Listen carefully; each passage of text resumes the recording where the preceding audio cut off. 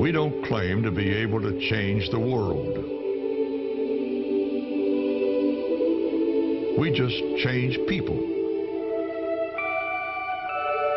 And then they change the world.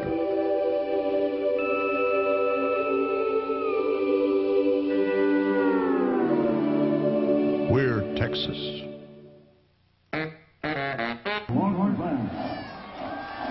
Happy New Year and welcome back to Dallas, Texas and Fox Sports coverage of the 63rd Southwestern Bell Cotton Bowl.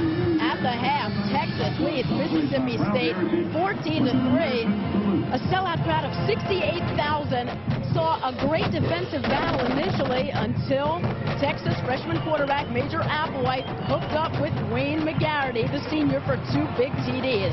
And now it's a battle of the bands. Mississippi State's famous Maroon Band just left the field. This is the University of Texas Longhorn Band, 360 members strong.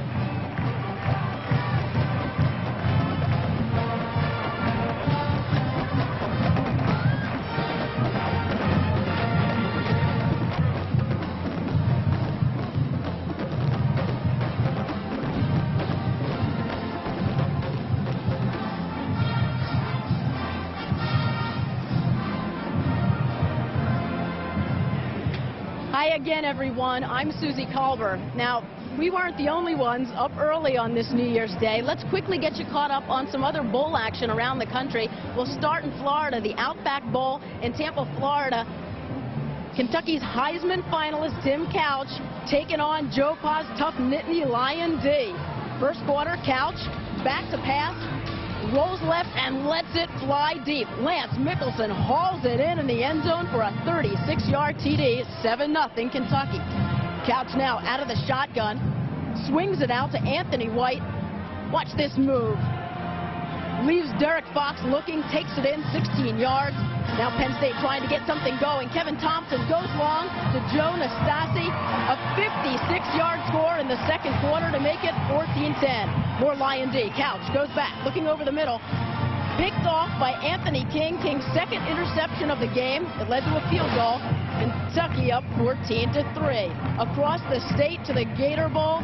2 teams that are 9-2, both looking to get to 10 wins on the season. Georgia Tech with a 7-0 lead on Notre Dame. Only 3 teams have played in more bowl games than the Texas Longhorns, and 20 of those appearances happened right here at the Cotton Bowl.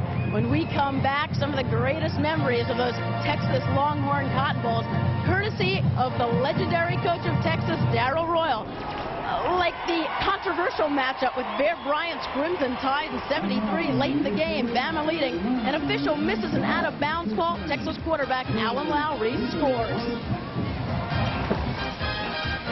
Yeah, I think it was in about that much. Just about that much. Fox Sunday, after the world's funniest, is Bart a cold-blooded killer? The truth will shock you. On The Simpsons, followed by That 70s Show.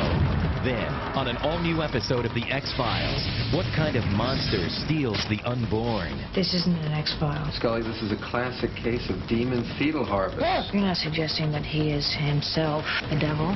The X-Files, an all-new episode. It all starts at 7/6 Central, Fox Sunday.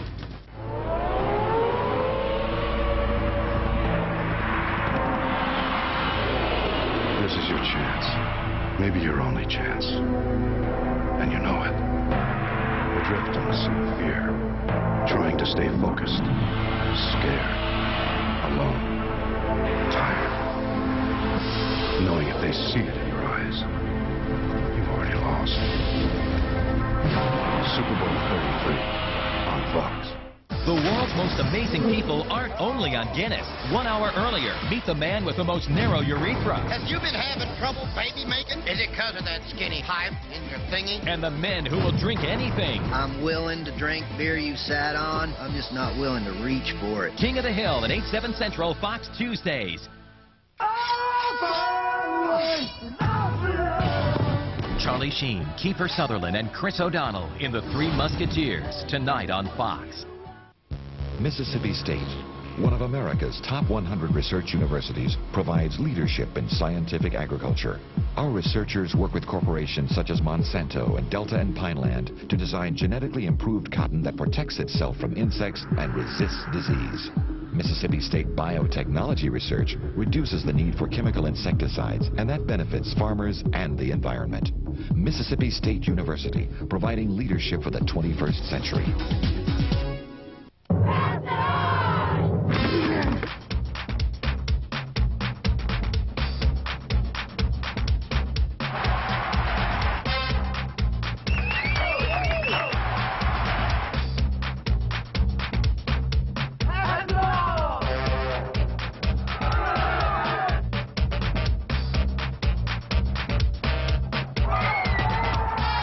NCAA football.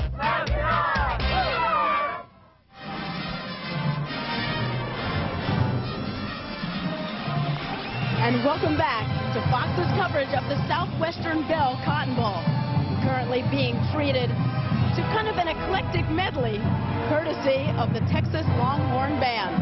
Our score at halftime, the Longhorns leading the Bulldogs 14-3. Now, it would be tough to misplace a 500-pound drum.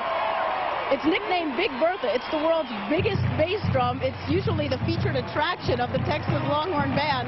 We're not exactly sure where it is.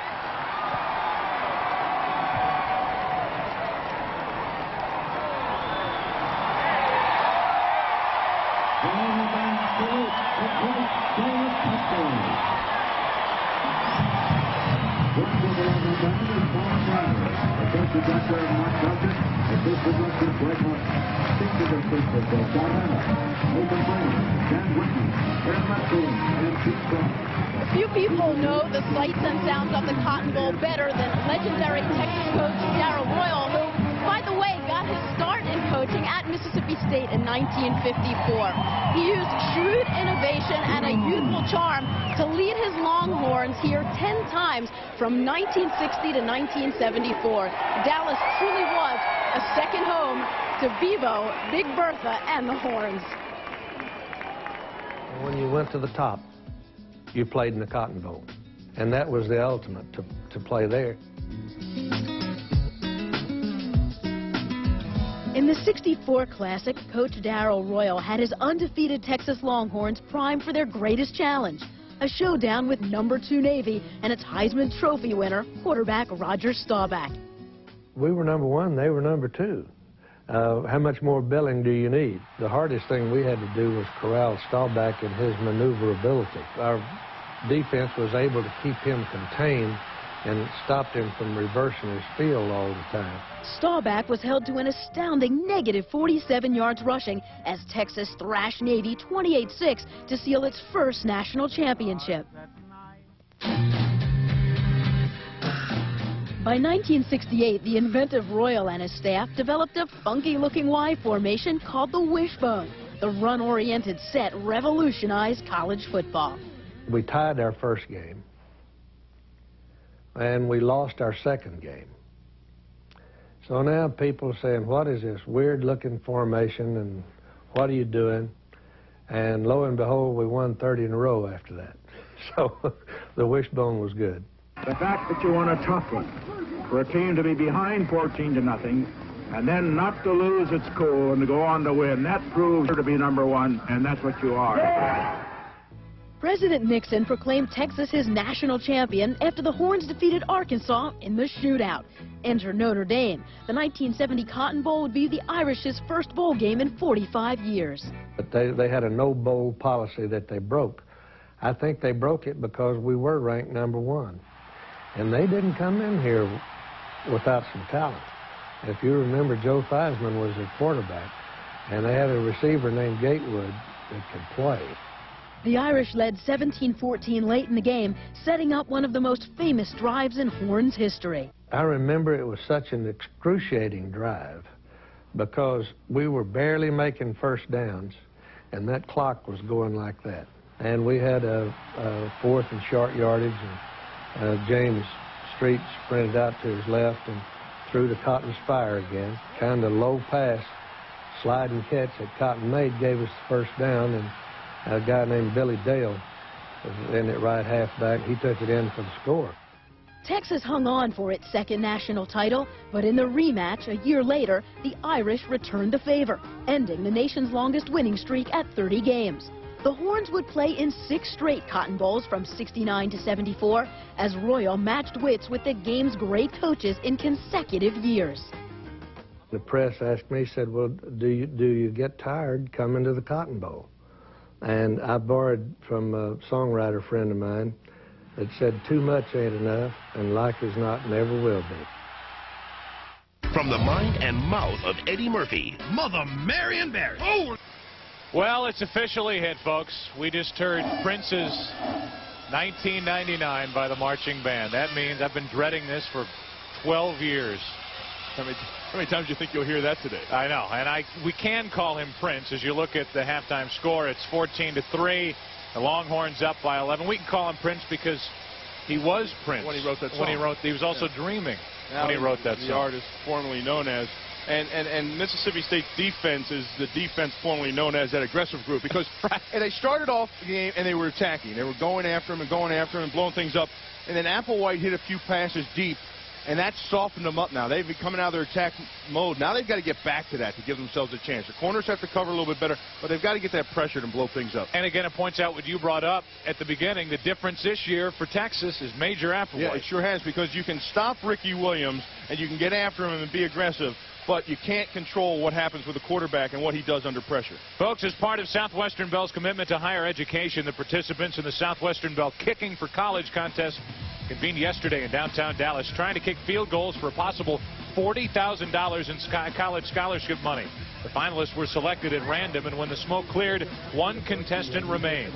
Robert Beecham, with the youngest of his 5 children, 15-year-old Joy's college education on his mind, converted kicks of 15 and 25 yards to earn $15,000 so far today. He'll get one shot from 35 yards worth $25,000 if he makes it. Oh, old Bob Beecham looks like he's got a little offensive lineman in him. Let's take you down to Susie Culber. Susie? Now, Robert, yesterday you told me that after you qualified for the finals, you could go home and not think about it. But what was your night really like? We took a pretty easy evening. We stayed home and relaxed. And I thought about it quite a bit. You did. All right. Give it your best. Thank you.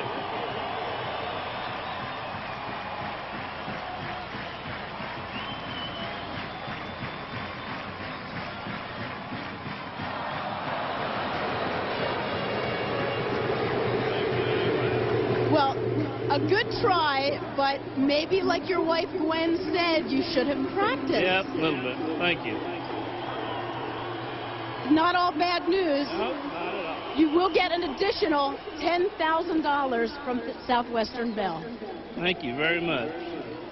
Great start to a new year. Let's throw it back upstairs to Joe Buck. All right, Susie, thank you very much.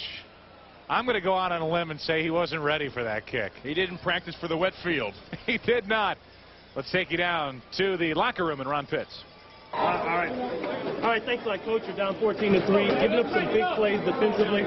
What are the adjustments you're going to make? Well, the adjustments, you can't miss those tackles. They ran the 2 slants on us. One was the post pattern, the 3 safety, should have made the play, and it's got to be there to make the play.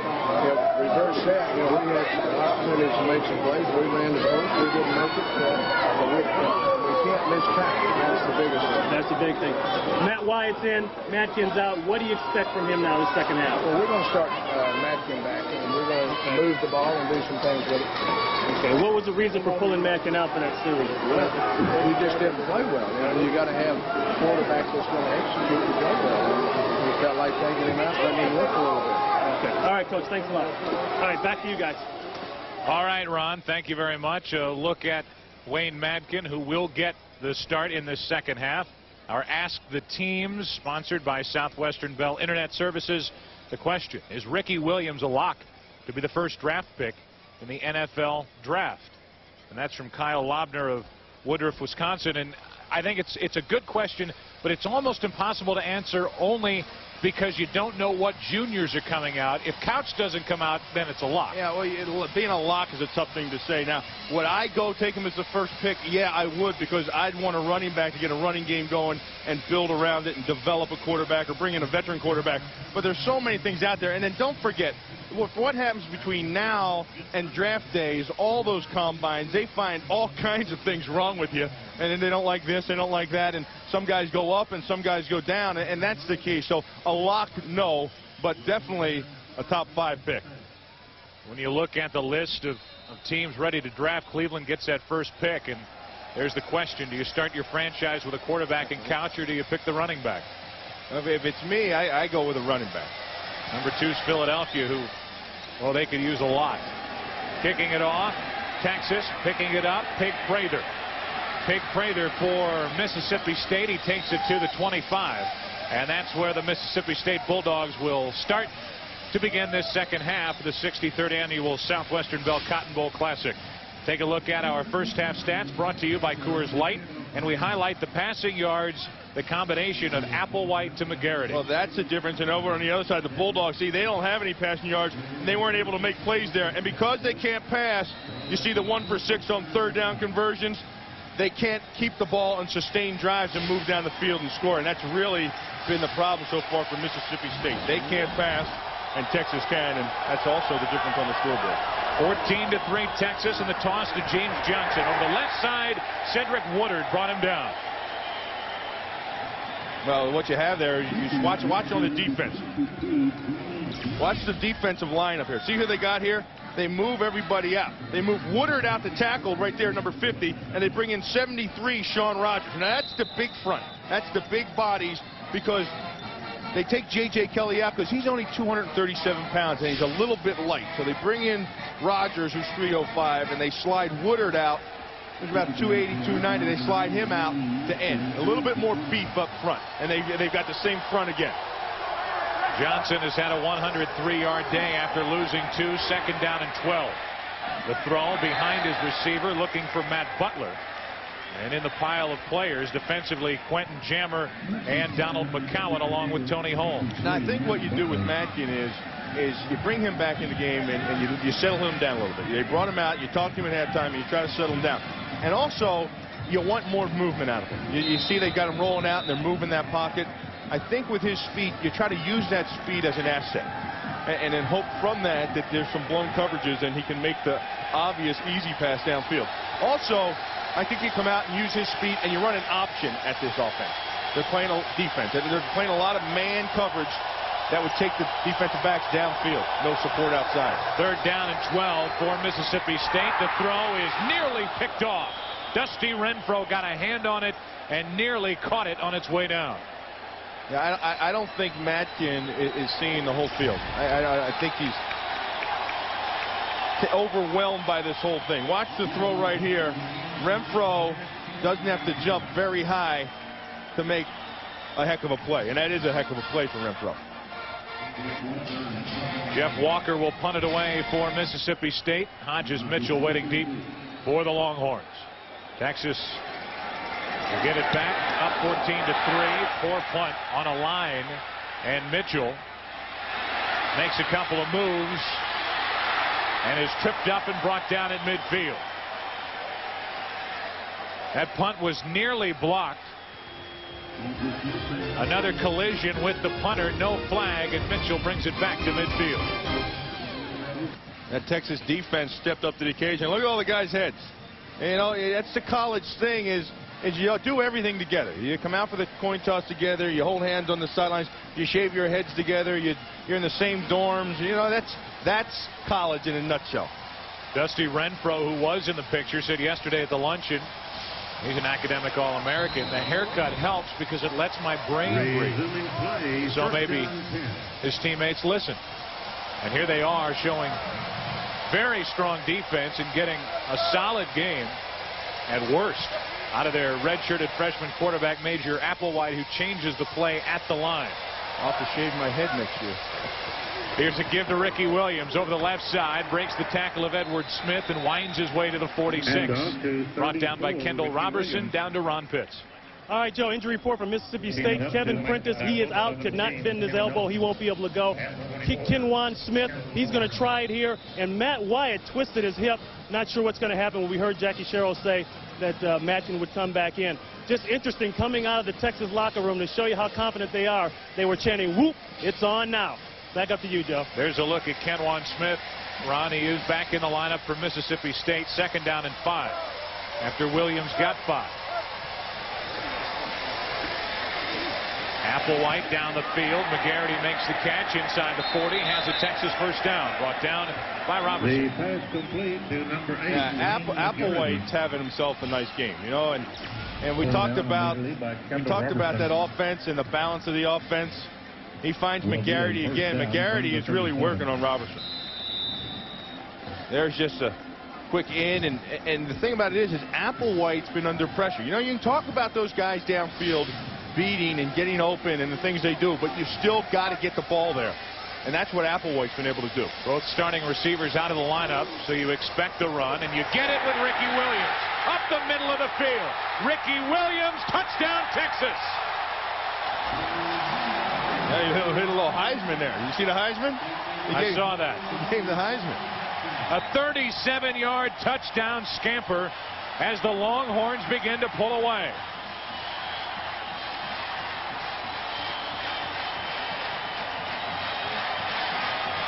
You know, Jackie Sherrill talked when he came out of the tunnel. He told Ron Pitts, he said, "Hey, we got to tackle. We've missed tackles." And that's the thing. You're in the line of scrimmage. You've got to tackle. So Ricky Williams gets his first points of this Cotton Bowl. And Chris Stockton tacks on the extra point.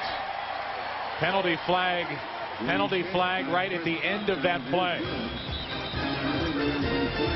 Ricky Williams into the end zone, and we will check the penalty flag before we take a break here. And there's the Heisman, blocked a bit by that's the goalpost. thing. You can do the Heisman. He can do whatever he wants. Yeah, that's it. When you got the Heisman, you can do the Heisman. Look, when you're just hanging around the apartment and you're bored, yeah, what are you going to do? Well, if you're Ricky Williams, you go get a tongue ring. That's what he told us. Personal foul. A personal foul. On the kicking team, the penalty will be assessed on the kickoff. At the end 15 of yards. the extra point, a personal foul on Texas. And you look at his yards right up the gut of that Mississippi State defense. That was it. He was just hanging around bored, so they put a bolt in his tongue. One thing we know, the man can run, and he is the Heisman Trophy winner. Take a look at our Fox in sync. On the right, you're going to see these two guys right here. They don't get in their gaps. And then the ball's out the gate. See, there's the hole right there. And then downfield, here's Brian White working on Robertson. See that block? And you know, you talk about the running game, you talk about the Heisman Trophy, and I said before, the whole team took pride in getting the Heisman Trophy for Ricky Williams. And it's efforts like that, when you see it by the fullback we've seen today, by the offensive lineman, and then you get the second-string wide receiver. Stockton kicks it away with Texas up 21-3. This is Kelvin Love after the penalty. That'll get great field position. What a hit. Ooh. What a hit laid on by Watson.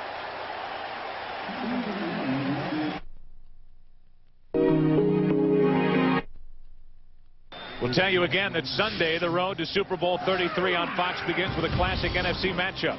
Brett Favre and the Packers head to San Francisco to battle Steve Young and the 49ers. These two bitter rivals square off in the NFC wildcard playoffs. Coverage begins Sunday at 3:30 Eastern, 12:30 Pacific, right here on Fox. And watch Watson, number 16. Boom. And, you know, that's when the whole thing gets going, and momentum can swing at any level. But at the college level, when the special teams and people start making plays, you saw Texas. They came out, they started slow, and McGarity gave him a spark. And that spark, and then he gave him another spark for a touchdown. And those sparks turn over into the special teams play and the big plays and the effort. That's DeCenzo Miller down. He did not take that Michael Watson hit, but he is down and being looked at. DeCenzo Miller clutching at his arm after that play. And we'll take another look at it. I think it happened on a block right here. There's DeCenzo Miller. He's got his head down, and he gets the block right there. And he walks actually to the near sideline, then falls down. Ron Pitts telling us from the sideline, dislocated shoulder. There's Wayne Madkin stays in the lineup and moves it forward, brought down by Humphrey after a gain of 5.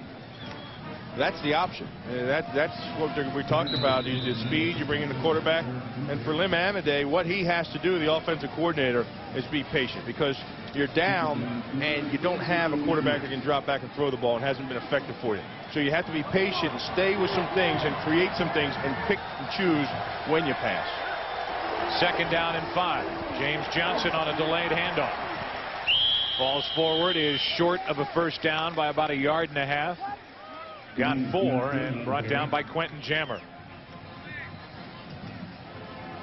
It has been a big strike offense for the Texas Longhorns today. As we look at our game summary, brought to you by Southwestern Bell Data Network Services. McGarity and Williams, really the majority of this offense, with a ton of help from Major Applewhite. James Johnson for Mississippi State, 16 carries, 107 yards. 3rd down and 1. The toss to James Johnson in the backfield, brought down short of the first down. Cedric Woodard, a loss on the play. He lost 3. You know, it's 3rd and 2, and that's actually manageable. Well, watch here. 1, 2, 3, 4, 5, 6, 7, 8, 9 guys up. 3rd and 2, you have a choice of what you want to do. And if you get 9 guys up, you'd like to get out of that and hit the tight end or the back in the flat or something you created.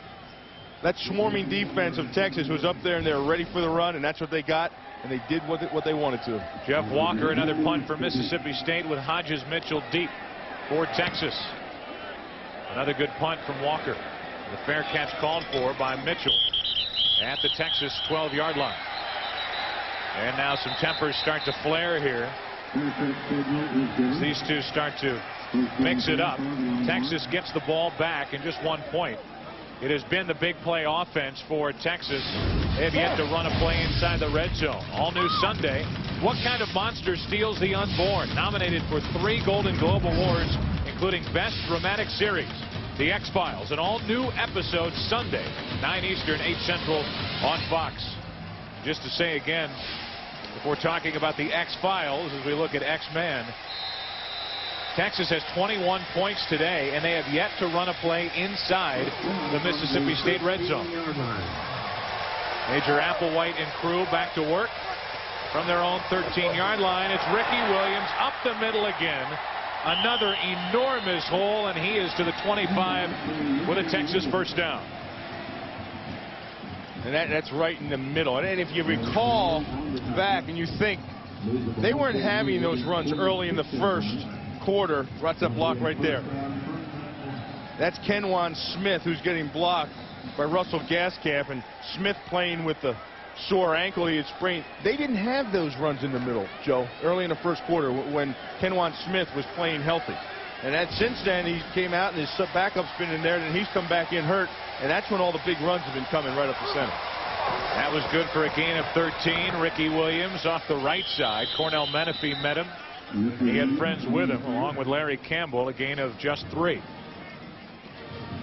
You know, we talk about Applewhite, and you talk about the balance of the Texas offense, and Ricky Williams is so much, and we talked about it at the top on the onset about defense's focus on stopping him. When you focus on stopping him, you do things. You run blitz, you put 8 and 9 men up in the box, and that's why for Applewhite, all his passes have been big passes deep. Ricky Williams again, actually play action fake. It got everybody, and Lewis, the tight end, makes the catch, gets the first down out at the Texas 43. Everybody looking at Ricky Williams, and there's Major Applewhite finding his tight end, Derek Lewis. Well, that's exactly what we've been talking about, Joe. You thought Ricky Williams, where you start honing in on him, and you pay so much attention at what he's doing, everybody's flowing to the ball. Now, this defense that Mississippi State runs, it's a 3-5-3. 3 down linemen, and then the dog, and then the linebackers. And these 2 dog guys are actually like 2 more strong safeties. Applewhite to throw. Ricky Williams out of the backfield, has the first down, runs over a defender. He flattens Kendall Robertson and gets the first down with a gain of 20. Ricky Williams. Hello, Mr. Heisman. My name's Mr. Robertson. And that was a nasty collision, and Robertson got punished. Well, he did a thing what he's supposed to do. He came up and he went after him and he made his tackle. And that's the thing. You know what? At least he stopped him that time. What we've been seeing, it's not a pretty sight. It's not a pretty sight. But he's down. And what we have seen before with McGarity and with Ricky Williams is they tackle him and then they're sliding off him and they're not getting him down. Again, the backup receivers, Nunez and White, in the lineup for Texas. On first down, and it's Ricky Williams. Up the middle. Brought down at the 25, has another Texas first down. Eric Daniel and Tim Nelson made the stop for the Bulldogs.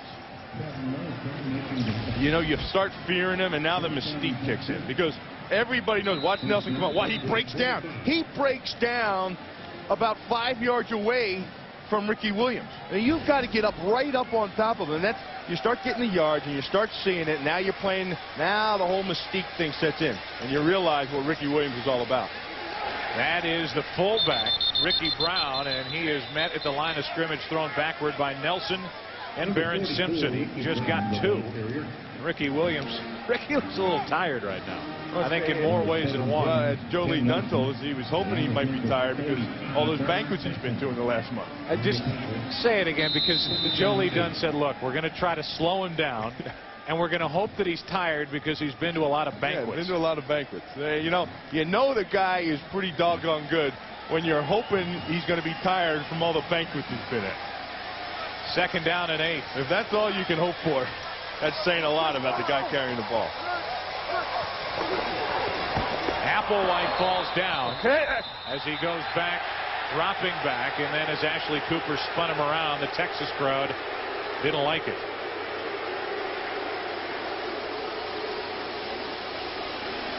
Ashley Cooper's one of those dogs. He's the dog. See him outside here? There's a dog.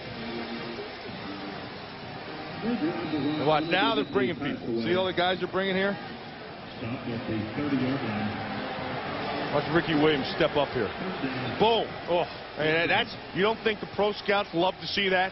If you get a back that can run over people and have the moves and the shake that Ricky Williams has, and then you keep him in there in the passing situations and knows where the guy is you have to pick up, that's one of the things the coaches love about him, is that he's smart. He's football smart. 3rd and 15, Applewhite throws. Has a man, incomplete. Cavill just off his fingertips. That'll bring up a 4th down. Eric Daniel was beaten on the play. But Applewhite led his receiver a bit too far. And to make one other point about Ricky Williams as we take another look at this, Cavill couldn't get there in time. You're talking about Ricky Williams, a guy, a former fullback, who wasn't really the feature back until the last couple of years. And, well, you know what he's done. 6,279 yards later is the all-time collegiate rushing record holder. He reminds me, looking at him, his size, especially the size from the waist down. In his thighs, Jamal Anderson. And then you're talking about, you know, it was a backup guy, wasn't a feature guy, and then he steps in and gets all those yards. Well, what you're talking about is Jamal Anderson. That's what he was. A backup guy, not a feature guy. He gets the shot, and he gets all those yards. Play clock running out as Texas will try the field goal. 47-yard try by Stockton, and he got it. Brian White, one of the backup wide receivers, was late in getting out into the huddle and onto the field, and with 2 seconds left on the play clock, good snap, good hold, good kick, 24-3 Texas. From the Cotton Bowl, where the Longhorns lead the Bulldogs 24-3 in the 3rd, and one man that we can thank for our great week here representing Southwestern Bell, Bill Hannigan. And Bill, sometimes we get so caught up in the football game we forget this is about education too. That's right, and 3/4 of every dollar is going to higher education out of the Cotton Bowl. We also sometimes forget that kids really need some help. The kids who aren't just playing football. That's exactly right. We had this week we had the art contest with 6,500 kids from the local area, 3,000 band members from around the country, and it's been terrific. A lot of tradition at the Cotton Bowl. It's great to have Fox as part of the tradition now. It's great to be here. Joe, back up to you. Thank you, Susie. Kick is taken by Pink Prather. And he crosses the 30, knocked out of bounds at the 31, a 27-yard return. And we have to echo the sentiments just said down there, as we have had a fun week, and all I heard coming down here was wait till you see how those people at the Cotton Bowl take care of you, and they have. And it's been an honor to wear the headset in spot of a guy like Lindsey Nelson, who for years was the voice of the Cotton Bowl. And even my father, Jack Buck, who was here for a couple of Cotton Bowls. It's an honor being here for us. First down and 10 from their own 30. Texas leading 24-3, and Madkin, with one of his few completions to the fullback, McKinley, stays on his feet. Good run after the catch, and he has a first down at midfield. Joe, to go along with that, what you're saying is because it's the Classic, it's because it is the Cotton Bowl Classic, with all the tradition and all the great names on the field and in the booth, as you referred to, because you have great games and great schools and universities that come down here and participate. Take a look at the number 37 in honor of Doak Walker, and again, this would have been his 72nd birthday. This is the 50th anniversary of his Heisman year at SMU. This, the house that Doak built. A first down from midfield, Wayne Madkin. Throwing to the sideline and nearly picked off by Quentin Jammer. Yeah, there's some struggles there on the offense for Mississippi State, and it's due to the young quarterback. And you can look at the points and yards in this quarter alone, and 2 punts. And at that time right there, Madkin had receivers open. But by the time he chose to throw the ball down the field to them, they had already been covered up, and he had to actually throw the ball away. A study in opposites as you go from Wayne Madkin to that young man, Major Applewhite. And it has been a dreamlike day for Applewhite. Here at the Cotton Bowl, a sack, and that's Rogers. Sean Rogers brings down Madkin back at the 41. Rogers, as who I said earlier, has seen a lot of playing time because he comes in at the defensive tackle position. They move Woodard over there outside, and they take out J.J. Kelly, and he just blows right up the gap. Right past Derek Allen and Craig Moore. And that looked like a blown blocking assignment up front because Moore went to the left, and Eric Allen, the center, thought he had some help. And heck, as a defensive lineman, I mean, that's what you keep going for. You just keep applying that pressure. You just keep coming after them until hopefully, they make a mistake. Rogers had 3 sacks during the regular season. That's his first of the day. And now a 3rd and 19. More pressure. Another sack. Aaron Humphrey.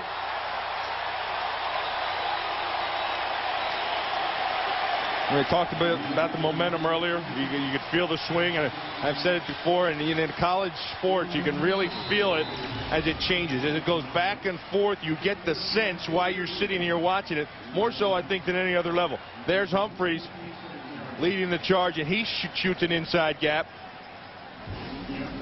Aaron Humphrey, who had 10 sacks during the regular season, gets his first of the day. A loss of 15 on that sack, and now the punt from Walker. He's a good one, and it's a good thing for Mississippi State. He is a talented punter. Good coverage downfield as Hodges Mitchell makes the catch. Eugene Clinton there to make the stop for Texas. Not only is the offense rolling for the Longhorns, the defense steps up. Texas leads big. In the 1983 Cotton Bowl Classic, it looked like an offensive showdown between Pittsburgh's Dan Marino and the Pony Express of SMU, led by Eric Dickerson. With rugged weather and tough defense, limited the offensive output to a Lance McElhaney touchdown run and a lone Pitt field goal. The Mustangs won 7-3 over Pitt. And we highlight old Slugworth in the middle there, 71. Who's that, Bill? Yeah, well, that was me in the first half. I think I sprained an ankle in that game. Actually, you know what? That game, I remember, we talked about Marino and then the Pony Express, and we actually shut down the Pony Express. We shut them down, and then the quarterback snuck in for 6 points, and that was the game. There was a personal foul on Eugene Clinton at the end of that tackle. And here it is as he slams Hodges Mitchell to the turf and then steps up, walks over him. Yeah, you know what the whole thing about that is, too? Is that takes it back, and now Texas has good field position. And that punt, where they had a punt from, Joe, and where the ball is right now, isn't even enough for Mississippi State first down where it would have been. That's how backed up Mississippi State went on that play. Series. Mississippi State, in fact, -1 yard in this third quarter of total offense. First and 10 from their own 49. Ricky Williams, who's working on a 100-yard quarter. He's fast approaching that. Brought down by Bert Keys. A gain of 5. He has 74 rushing yards. Ricky Williams does in this third quarter alone. And you look at the total yards combined with a 20 through the air, 94 yards in this quarter. Well, you know, he's going to get his yards, and he's going to get them in every game he plays at any level. But the thing about it is what Mississippi State knew coming into the game. There's a result of one of those runs. That's right. Is that the quarterback is the one they got to stop. And then they knew that coming in, and that's really what they haven't been able to stop. A first down carry by Ricky Williams as he got 6. They needed 5. And Ricky Williams now is walking right through the middle of this Mississippi State defense. It's nothing on the edges. It's nothing around the corners. It's right up the middle. You know, Mac Brown, you walk in as a first-year coach, Joe, and you walk in and you have Ricky Williams. I mean, how nice would that be? I mean, you know, you talk about all the coaching changes all over in college, and then how about the pro open job? Applewhite to put it up. Looking for Cavill. A little contact, and a late flag comes in. Anthony Derricks was downfield and made contact with Kwame Cavill. And if that's going to be a pass interference, you know, in the pros, it would be down there at the 5, but in college, it's just 15 yards from the spot. And that's the call, pass interference. Derricks in disagreement. Pass interference against the defense. 15-yard penalty. First down. So there's a 15-yard penalty. And that'll make it a first down for Texas approaching the Mississippi State 25-yard line. And you look at the pass defense, best in the SEC for Jackie Sherrill's Mississippi State Bulldogs, and they have been shredded by a redshirt freshman quarterback for over 200 yards. Yeah, maybe there's something to be said for all those football camps he attended, because he's definitely not playing like a freshman or a redshirted freshman. This kid is playing like a poised guy that's been in this situation a ton. First and 10. And a handoff to Ricky Williams. All right. He flattens Tim Nelson and brings it to the 23-yard line. A gain of 2, and now Tim Nelson is down. Wow. I mean, Tim Nelson was down the second Ricky Williams, and he collided. And now the anxious moments to watch wait Tim for Nelson, him to get 17. up. Watch here. He fills the hole, and the second he fills that hole, he feels the rat. You don't look at the heads down, and it goes down further. You don't like to do that. That's why they always tell you when you tackle with your head up. You know, when you have Ricky Williams coming at you, though, and he's been running over your guys all day long, your head gets down because you're looking at those legs. You're trying to find those legs.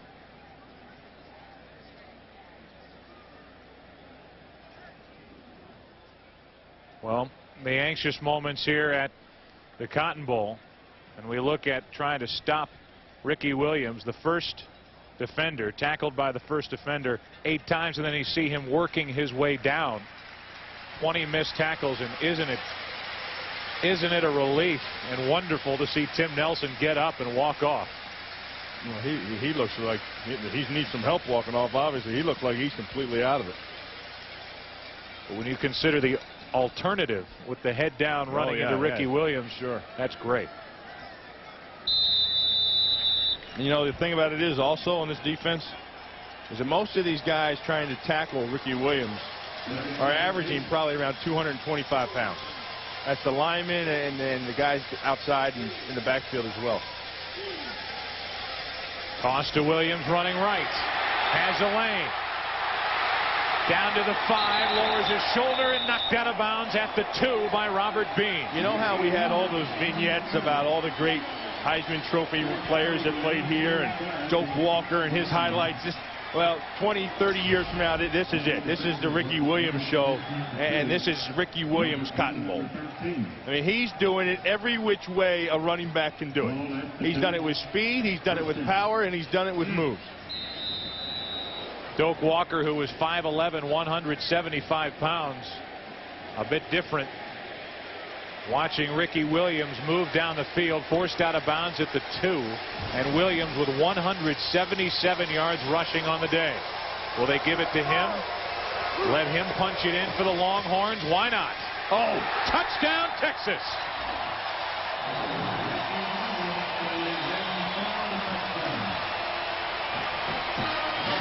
The second of the day for Ricky Williams, and his show continues right down to his team's final bowl game. That's as good as running as I've ever seen.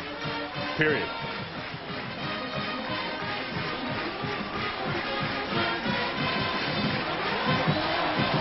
He's powerful when he needs to be powerful. He's fast when he needs to be fast. And he's got the moves when he needs to use them. It doesn't matter what sport scouts scout. The combination of power and speed is so rare and such a high-priced commodity, and Ricky Williams has it all.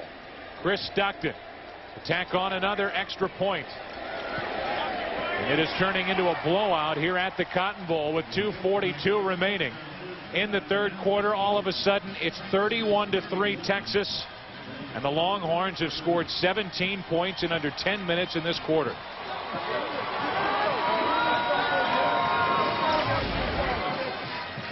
Watch Anthony Derricks, number 6, come up right here and try to fill the hole, and it's Ricky Williams just delivering the blow. Big when he needs to be big, fast when he needs to be fast, and has the moves whenever he needs them. I can't speak from the experience of having watched Tim Couch play, and I know he's a wonderful collegiate quarterback, but the more you see of Ricky Williams, the more I would think it would be difficult to pass him in any draft. Well, I think in today's day and age, too, because you see the teams that are successful all have that power running game. You see the Atlanta Falcons have it. You see the Denver Broncos have it. When you can run downhill, when you got a guy that can run downhill, that sure takes a lot out of the defense you're playing, and it also gives your offense a chance. Now you can do so many things off of that, no matter who your quarterback is. Kind of the situation Peyton Manning's in Indianapolis. You take a young quarterback, you give him a Marshall Faulk, you run the ball, and then you watch him get better. Stockton with another kickoff. That's Kelvin Love in the end zone. He'll take a knee. So Mississippi State will take it at their own 20. You look at Ricky Williams, Kevin Sluter, the junior, the right tackle for the Mississippi State Bulldog defense. As we wait for the flag, there is a late flag that came down on the play. You see all the paint all over Sluter, all the field paint all over his jersey. And that's not a good sign when you're a defensive lineman. Dead ball, unsportsmanlike conduct against the white team. That's Mississippi State's third unsportsmanlike conduct, and Jackie Sherrill's letting his team know about it. Rod Gibson, the fullback. And that's one thing Coach Sherrill's going to do. You can lose, but you're going to lose. You're going to have some class about it, and he won't tolerate that from his players. And now you look over at the sideline and you see Matt Wyatt. Looks like Wyatt's going to hop back in there for Wayne Madkin. Came in talking about 2 redshirt freshman quarterbacks, and it's Wyatt taking over, and it's Madkin watching from the Mississippi State sideline. That little battle within the battle has been won by Major Applewhite decisively.